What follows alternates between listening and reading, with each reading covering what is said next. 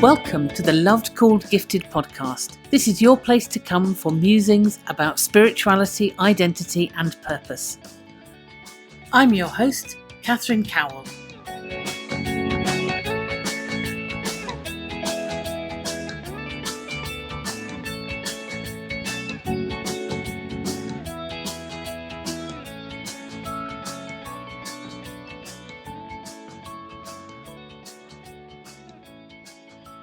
So for this episode, I'm absolutely delighted to be in the gorgeous fudge shop at Trentham Gardens with Toni Blaze. So would you like to just introduce yourself a little bit, Toni? Yes, I am Toni and I am the co-owner of Treat Boxes and Chocolates to Cherish, which is a relatively new shop in the Trentham shopping village. Yes, and we got chatting because I noticed that you were selling fudge, which I think is a great thing. So I couldn't resist kind of coming in and having a look. And we got chatting a bit about your story, really. And I really love talking to people who've got a sense of kind of calling around what they do and who are really, really passionate about what they do. And your passion absolutely shone out. So I thought this would be a really interesting conversation to have. So I know that you didn't start off doing this, did you? That you've got a bit of a story as to how you ended up here. So do you want to tell us what you were doing before? Yes, so I actually worked 23 years in the veterinary industry. So quite a difference, but I've always had a love for baking, making treats, that kind of thing. So that was my spare time, that was my hobby. I did a lot of cake baking, cake decorating, and actually competed in Cake International in 2016. My first and only time actually entering Cake International, but I did get gold. Yeah. So that's an achievement that I was really proud of. But then about 11, 12 years ago, my parents bought for my birthday a fudge making kit. And this is the first time that I'd experimented and made fudge, albeit in a kit form. But I actually really enjoyed experimenting and making lots of different flavours. And so that kind of really kick-started the whole fudge side of things. As I went on with the fudge, though, I was quite keen to develop my own recipe. I wanted to do like a traditional homemade fudge, which is when I started creating my own recipe. And that recipe has actually been tweaked and adapted over the years. But yeah, I am happy to say that sort of 11, 12 years on, I've got the recipe exactly where I want it. And it will not be changing because, we get really good feedback from it. So, I think I've got it where I want it to be now. And, I love seeing people enjoying it. And I do have over 36 different flavours now. Wow, that is a lot of different flavours of fudge. So going back to the veterinary thing, how did you get into that? What was it that drew you to that? Oh, so that would have been in the year 2000. It was basically, I applied for a job.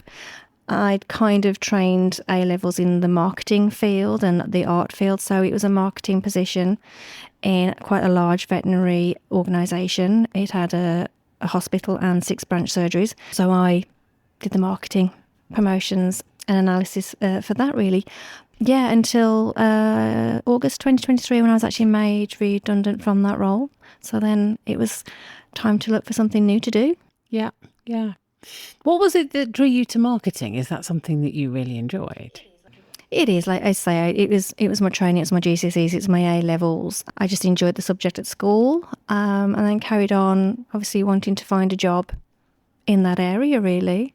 But the whole time sort of at home, at weekends, at sideline, we're still baking. Yeah. And we're still making things, but, it was just a hobby at that point alongside my job in my own time. Because obviously you do quite a lot of marketing really quite successfully here. And I'm wondering what it was about marketing that particularly... Creativity. Yeah. Creativity. So obviously marketing is very heavily analysis and data, which over the years I did develop a real keen interest in data as well, to be honest. But honestly, initially it's creativity. And I think that comes, whatever project or whatever I'm involved in, creativity is always what draws me into getting excited about a product. What can I create? What can we design? What can we bring to life? So that carries through. I think in most things I do, it's an idea. How does that look? What do I do, or what do I need to do to make it happen? And how can I get it out there? Yeah. It sounds like you're sort of drawing together both creativity, but also a really kind of keen mind and an ability to sort of look at, well, how will this actually work? Hopefully, I mean, don't get me wrong, social media has come on quite a bit the last couple of years, and you have got to understand algorithms, and I'll be honest, at times I get a little bit lost with the likes of TikTok. And sometimes, like a few of my stepchildren who are sort of 19 and 22, they have to help me out. But yeah, I enjoy all that social, creating videos, creating the nice photos and the reels and stuff. So I've been lucky I can carry that knowledge from those years in that job into this business, really. And I'm very lucky that I've got a really interesting subject. I mean, who doesn't want to see videos of pouring chocolate and making fudge? So when do you think, if you look, and we will talk a lot about fudge, but when you look back as a child, even, when were you first marketing? Like, were you one of those kids who sold things to their parents, that kind of thing? So yes, this is actually something that I do very vividly recall. As an only child, I would often sit in my bedroom and I would get all the books, all my toys, and sort of lay them out around my bedroom. And then I would put little stickers on them with prices on them. So I was kind of setting up a little shop in my bedroom, which, when you think about it now, I was obviously, even from that, would have been sort of 7, 8 years old. My mind was thinking, well, display things, create things, put things together as packs. I'd do little goodie bags. 7, 8 years old, just putting items, my own toys in a bag and putting little stickers on them as goodie bags for absolutely no reason whatsoever, just for my own entertainment. So yeah, it's always must have been there. Yes, yeah. I think it's really interesting when we look back and kind of see how those threads of who we are kind of carry all the way through. So there was that thread of thinking about presenting things to people, like even at that really young age. Absolutely, yeah. They never went anywhere in that day, but now it's almost like I'm doing that for real now. And people actually, and that's the surreal thing, doing that in my bedroom and then obviously being alone and then packing it all away. And I think for now to actually do it, and I am actually really doing this now. Yeah. This is real. I actually have brought it to life almost, and people seem to love it. So yeah, that's a real sense of proud achievement for me, for sure. Yeah, and that, as you look around your shop, which is it is really beautifully presented. And if anybody is local enough to come and have a look, I would say definitely come and have a look. Because I think it's one of those places where just walking in, you get a sense of the artistry and the care that you've put into making it a really beautiful space. I hope so, yeah. And we do get really nice comments about the shop, and the variation of products and the choice, and so yeah.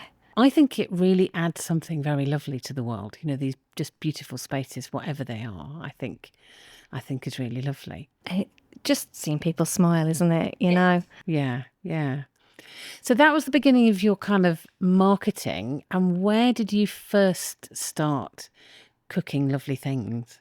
So, a real big fan of Great British Bake Off, as many people are, really popular show. So I would watch that and then sort of go in the kitchen and copy whatever they'd made that week, So I'd go and get all the ingredients and spend the weekend baking breads, cooking, all sorts really, not just cakes. I would do biscuits and pastries and breads, and then obviously Monday morning take it all into work. So, which everybody loved. Obviously, for that, it's like, oh yeah, this is great, you can keep on doing this. And then a few comments of, you should really enter the Great British Bake Off, and not a chance. Putting myself through that pressure. But actually, rather than sort of go down that route, it was baking for my own personal enjoyment, really. But then cake decorating came into the mix. Yeah. So I did start professional cake decorating lessons, and I did that for a couple of years. And then one of the ladies who taught me, she's quite a big cake artist, actually, Rose Masefield Cakecraft, is who taught me. And she encouraged me one day and said, you know what, I think you really should think about competing. Mm-hmm. And I'm not an overly confident person. This is the thing, so my instant reaction is like, I can't do that.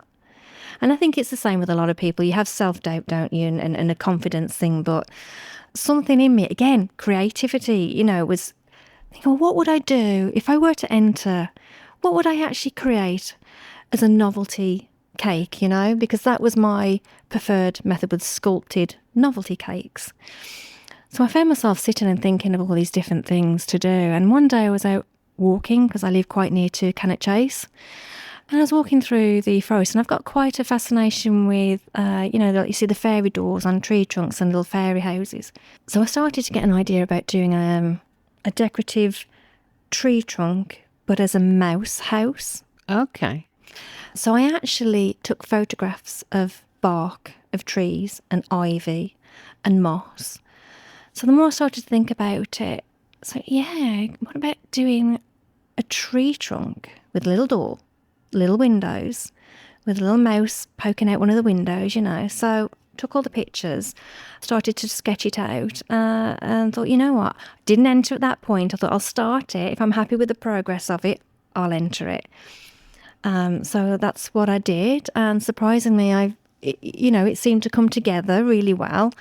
So I carried on. So I completed the application form and finished it. And yeah, the day came, I took it along, pop it on the competition table with all the entries.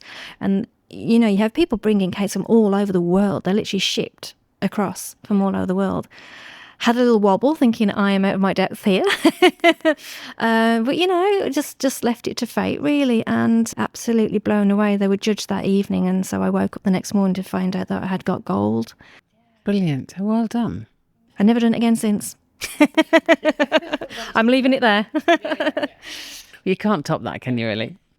So then, thinking about the kind of redundancy situation, that is a real challenge, isn't it, to anybody? And I'm wondering what that journey was like for you. Yeah, obviously 23 years in one job is a long time, and at that point it was literally half of my life, So you're suddenly thrown into, well, what do I do with myself now? And maybe a sense of, I've given 23 years. Yeah, and I was pretty dedicated, and a lot of friends there. It was a big part of me, so yeah, it was pretty devastating at that time. Obviously, a very supportive partner who has also got his own business. So in the short term, I went and started working with him just to have something to do, while I was deciding what to do with myself. And yeah, I think that's when I sort of started to think, okay, do I do something with my love of treat making? Yeah. Do I want to do this? Will I end up resenting doing something that I see as a hobby? Because I do say, don't you never do your hobby as a job, because you might end up resenting it if it becomes a full-time thing. But like you say, I am passionate about what I do. So I had a good chat with my partner and said, look, maybe I do something with the fudge making or the cake making or the baking. But what can I do to make it appealing and different? You've got a lot of businesses out there that provide treats and cake makers and fudge. So how can I be different? Yeah. And that's when we came up with the concept of treat boxes. Okay. Yeah. So in the shop, obviously, fudge is only one product available, and it's all every bit of fudge in the shop is made by me. But obviously, some people don't like fudge, but they still want to gift a treat box. So I thought, right, I need to expand into other ranges of products. Not many people don't like chocolate, so I thought, right, I'm going to research and look into good quality chocolates. Yeah. So I sourced chocolates. Then I was like, right, okay, so you could fill a treat box with fudge, chocolates. What else can we have? Flavour gourmet shortbreads came along, flavoured popcorns, hot chocolate supplies, fondant cream. So I was slowly starting to build sort of like a catalogue of products. I thought, okay, so I started bringing all these products in. I had my first little shop at Amerton Farm. There's like an artisan hall, and they do little retail pods. And there was an advertisement on social media for these retail pods. So I thought, I inquired, had an interview, offered me a pod. So that was a nice way to kind of start out and test the waters, really. Yeah. So that's what I did. And for 12 months, I had a pod where I had my fudge, I had the chocolates, we had the shortbread, the honeycombs, the popcorn, and tested the waters with, will people want to fill a treat box with these items to send as a gift? And I learnt a lot in that 18 months in total. I learnt a lot from people as to what products did and didn't work, what people wanted when it come to gifting and personalisation. And thankfully, it took off very well. So I'm really, really happy actually with how it has progressed and what we have learnt and how we have tweaked it to what we've got to offer today now. Yeah, yeah. What was that journey towards having the confidence to open that first place in amateur? You talked a bit about finding the self-belief to enter a cake in the Cake International, and you've just been made redundant. So I'm just wondering what that journey was like for you. Confidence, it does hit a low when you've been in a job for 23 years and suddenly you feel like you're out there alone in the big wide world and well, what am I going to do with myself? But I think it was only because of my strong passion for my bakes and my makes that to be able to lean on that was a good starting point for my confidence, because I've been doing it for so long and obviously off the back of an award as well. That was my best avenue really to build on that. And that the pod, it was a small little retail pod, like I say, it was a testing the waters kind of thing. So you could almost dip your toe a little bit and it wasn't too scary. It was part of a hall with lots of other artisans, in it's almost like a market type setup. So it wasn't scary enough that you were out there on your own. You were amongst other people in there. So I developed a nice friendly relationship with the other artisan pod owners. So I couldn't have asked it to sort of gotten off the ground in a better way, really. And my confidence built each day when people, thankfully, were trying the products and saying how lovely they were. Yes, yeah. That built my confidence. I thought, actually, this is a good thing. I have got something here and the products are amazing. And it just grows like that, really. I think that's really interesting that you're kind of talking about those little steps, because I think for anybody trying like a new project or a new venture, you don't have to start with the big scary thing, that kind of thing about, well, what have I got confidence to do? Well, actually, before I saw the advertisement for the artisan pods, we'd started to think about the idea of treat boxes, and I was still working with my husband at the time. But whilst I was in the office, my brain was ticking over, thinking, what can I do for myself? I need my own thing. It was coming up to Halloween, and I said, you know what? We should be doing like little chocolate bars for Halloween. Got my husband to design some wrappers, put them on some chocolate bars, and so, we could advertise these, see if people be interested. You could put like names on there, Happy Halloween, put children's names on there.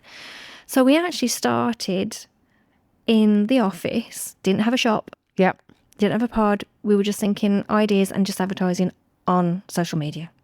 So your creativity enabled you to think, well, what have we got? Well, I've got a husband who's a graphic designer and I've got some chocolate and it's Halloween. Yep. So just creatively bringing together those elements that you've got in front of you. I mean, it's quite funny when I think back now. So we were doing little Halloween boxes with 3 chocolate bars in. And when I think about that first treat box, was a small brown pizza box with 3 chocolate bars in it, to what it is now in 3 years, how that's come on. And I'm sitting here now in a shop in Trentham, shopping village, pretty happy. But at the time, you feel like I desperately need something to work. I'm out of work now. It's gone from being a hobby and I can just do this casually to I need this to now work. Yeah. I need this to work. I need this to be something I can actually do for a living. So the pressure of that and getting going when it's just on social media is really difficult. You've got to know all the tips and tricks and be very consistent with social media, and and it's tough. Yeah. When you haven't actually got a face or an actual premises for someone to come to and you're just online, it's tough to get going. Yes, yeah, and there is so much competition, isn't there? Whatever it is that you're doing, Yeah. So what are you loving about working for yourself rather than working for somebody else? I think overall it is that sense of look where we've brought this, look how we've brought this on, and over the last 3 years. And that keeps me going to sort of say, this is where we're at, but we can go so much further. Yeah. And being in control of that sort of, how do we make this bigger and better? Yeah.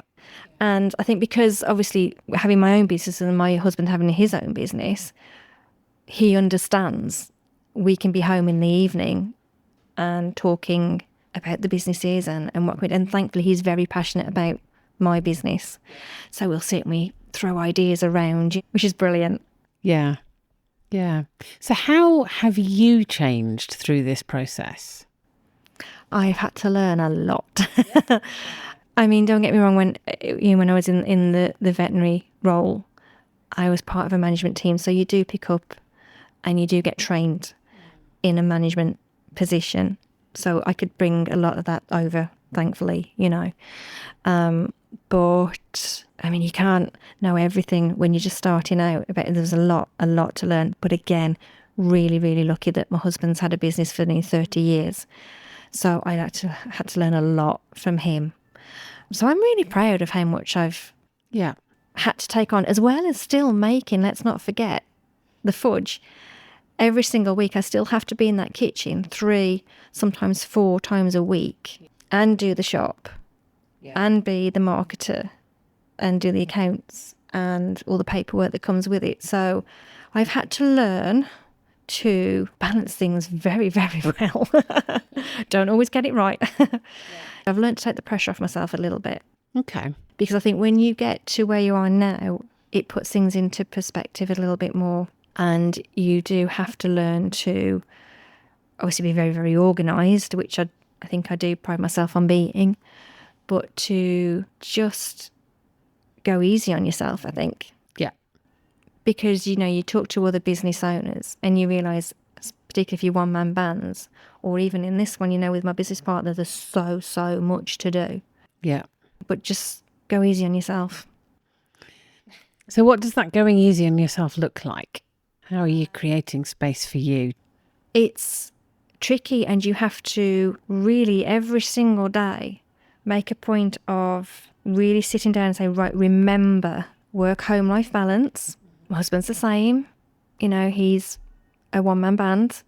So it is tricky, but we do sit down and say, right, evening times when we're home is our time. We both, as I'm sure many business owners do, get the emails, get the texts, get the messages from customers. And I think we do manage to sort of say, after a certain time in the evening, this is our time. Nothing's compromised. Everything gets sorted. But you could very, very easily find that it's all work. Yeah. And then before you know it, you've spiraled. And days, weeks, months go by, and suddenly, and this has happened to me in the last few years, every waking moment can be consumed if you let it. Yeah.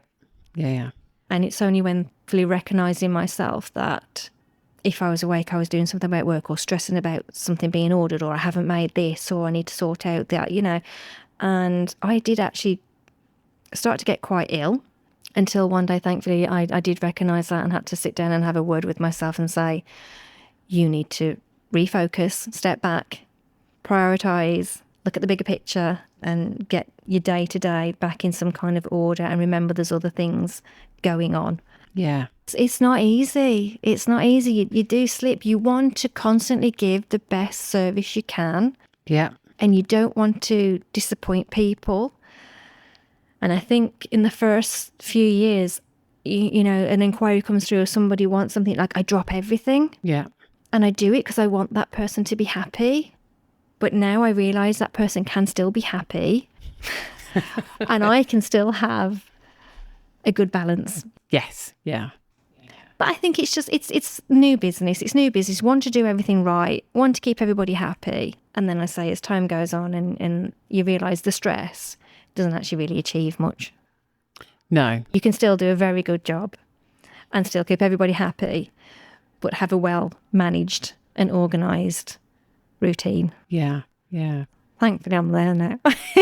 After a few more extra grey hairs, I finally learned that one.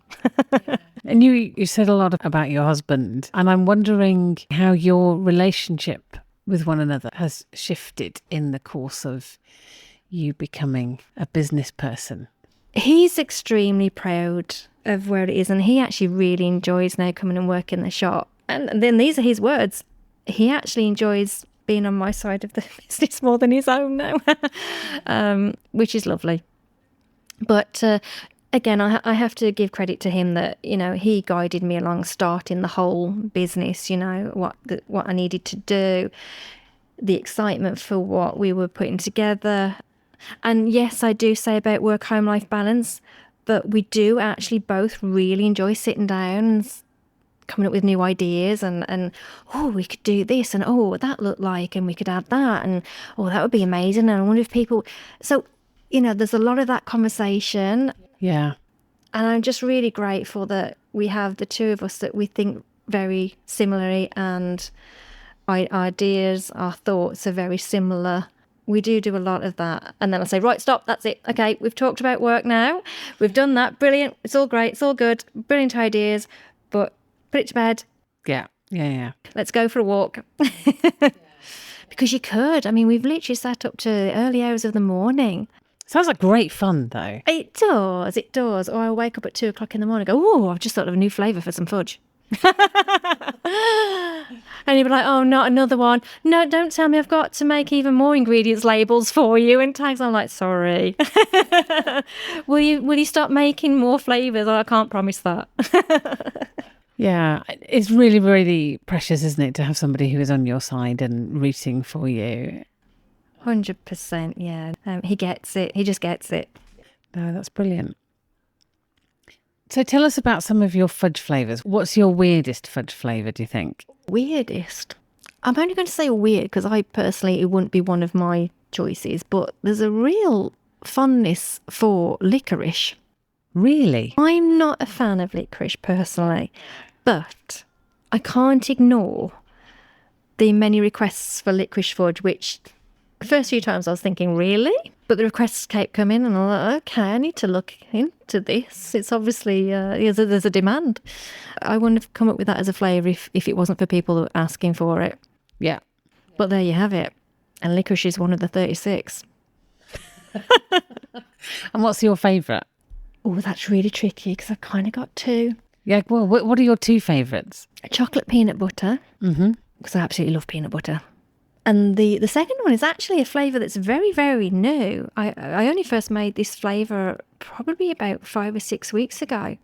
Turkish Delight. Oh. So it's a chocolate-based fudge.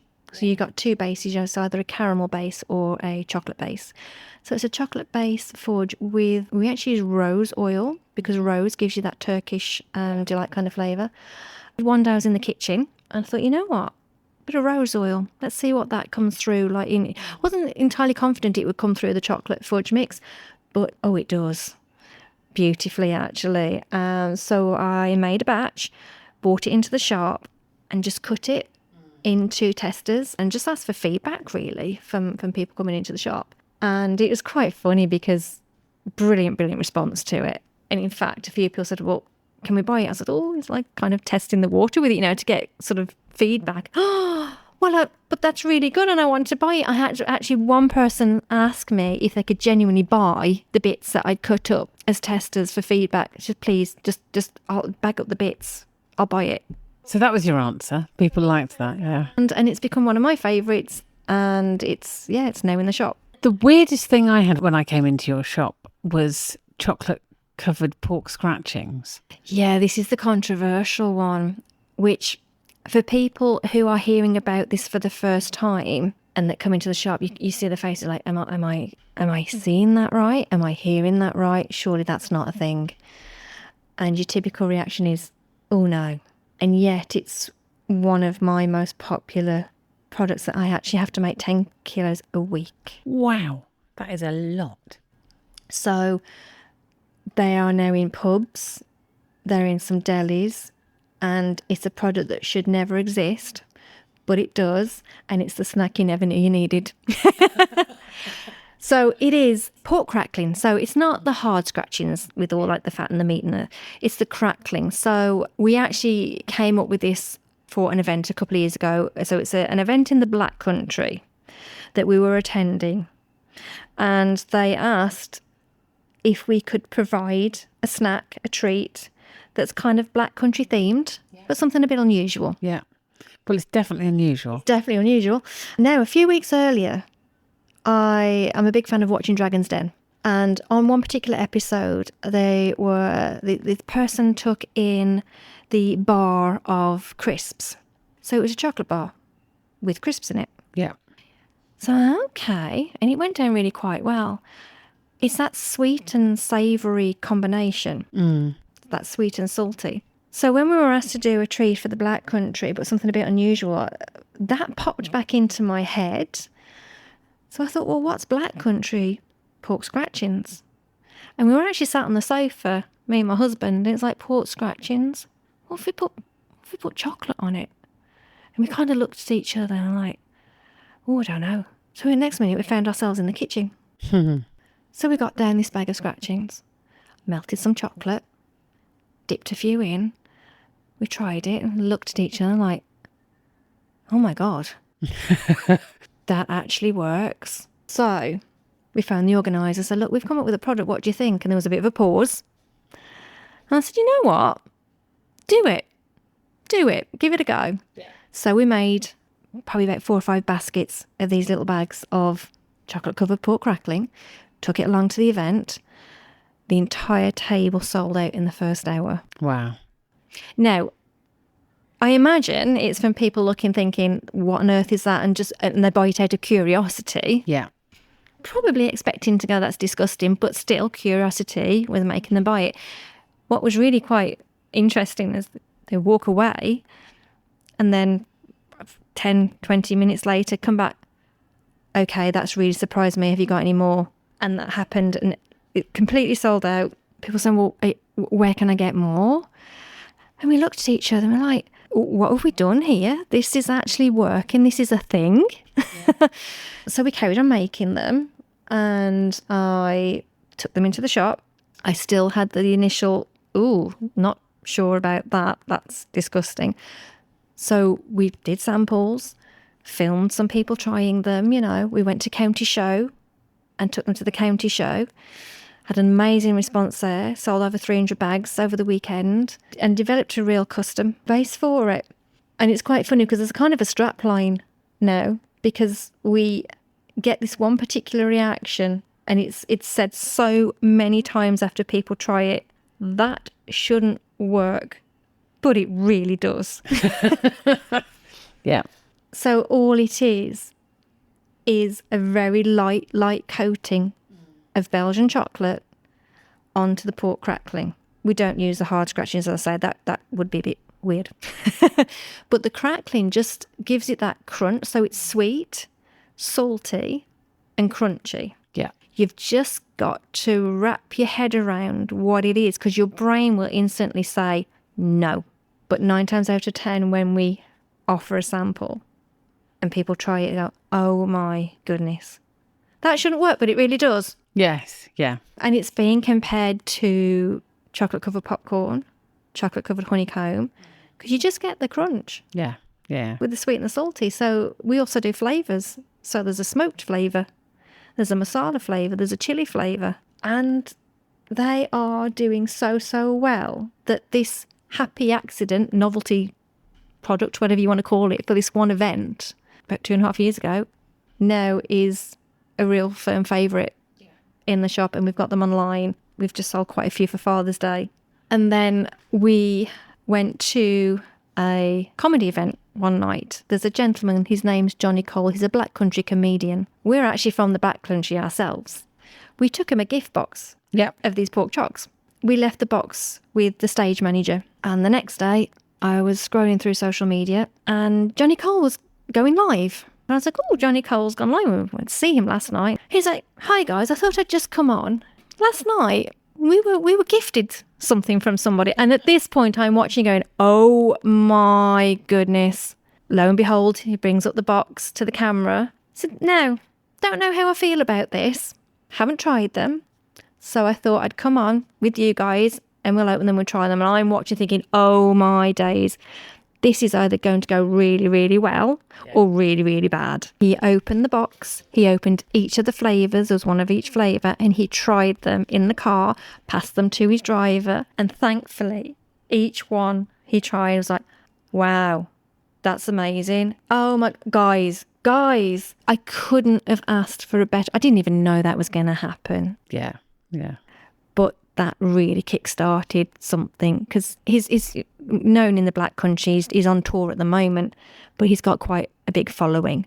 Yeah. So the minute that live went out, my emails then started going bing, bing, bing, all the sales on the website.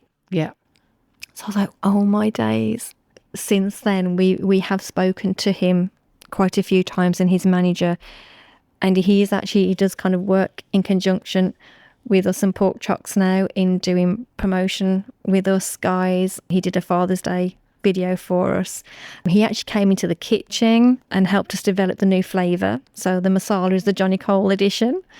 That was fun, having him in the kitchen. And he's on tour at the moment. So it's the Armageddon tour, which is on for the whole of this year, right up until November. And he's actually selling them on his merchandise tables. Brilliant. And we've bespoke packaging. So it's got his tour details on the top. So because you do bespoke packaging. we bespoke. There we go. That's the we. Yeah. And again, Stuart, my husband, you know, he's really passionate about pork chocks, as we called it, which Johnny Cole found very amusing. He loves the whole pork chocks on, and he's like, we need to get this in pubs. We need to get this in delis. So that's where we're at the moment. We've got a number of pubs on board, and we are currently seeking more stockists. So we're going around sort of dropping samples, dropping off information. So yes, see where that goes for the rest of 2026. But hopefully pork chocks will become a thing. And yeah, never thought that would be on my business plan, to be honest. No. But here we are. Yes. Yeah. Yeah. So from that 7-8-year-old kind of packaging up books and things in your bedroom, here you are packaging up all kinds of really fascinating creative stuff. We do have conventional stuff in the shop as well, you know. The move to Trentham really came about because I met my business partner, Paul, who had his business Chocolates to Cherish. So when I had my little shop at Amerton, I used Paul and sold his chocolates. So he would supply me with his chocolates. Now, Paul is a 30-year master chocolatier. Paul has made chocolates for British Airways, Concorde, Harrods, the royal family. So he knows his stuff. So I was like, right, I need your chocolates in my shop. It was towards the end of last year that we sort of got into conversation, and I was looking to expand. He was looking to get a retail space. So that's when we discussed joining forces and getting the shop here at Trentham, or certainly inquiring at Trentham about retail space. So when a shop became available, they called us in, and we went jointly in on what we're currently in at the moment, which is treat boxes and chocolates to cherish. So it's my fudge, Paul's chocolates, supported by all the other products that we have in, which we will only have from companies that have won Great Taste Awards, you know. So yeah, I'm very, very lucky to have that partnership with a master chocolatier. So I think it's quite a unique shop that you can come in where you have the makers of most of the products in the shop actually making and being in the shop. Yeah. We're pretty proud of that. Yeah. And then we've started, you know, we bounce off each other and come up with new flavours and ideas of products ourselves. Next, we're going to combine. So I'll be making fudge. He'll be putting his chocolate on it. You know, there's just no end to what we can do. Yeah. Yeah. Lots of possibilities. What do you think your business offers the world and businesses like yours?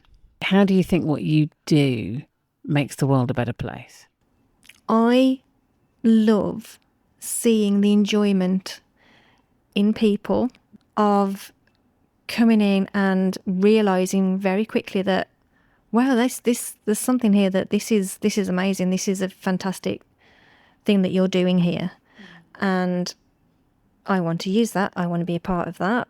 And I think to be able to give and allow people to really, really show that there's effort and thought gone into that gift, that's really bespoke. That's really me. And I love being able to offer a service where people are able to do that, where you can pick up a box, so you can put items into it, you can write a message in it, you can personalise the wrapping, you can personalise the packaging, and then post it out to the recipient for you. So yeah. Thank you so much for your time. Oh, thank you. I love talking about what we do. It's really lovely to hear your story. Hope you enjoyed this episode of the Loved Called Gifted podcast. If you'd like to get in touch, you can email lovedcalledgifted@gmail.com. You can find a transcript of this podcast at lovedcalledgifted.com, and that's also the place to go if you're interested in the Loved Called Gifted course, or if you'd like to find out about spiritual direction or coaching. Thank you for listening.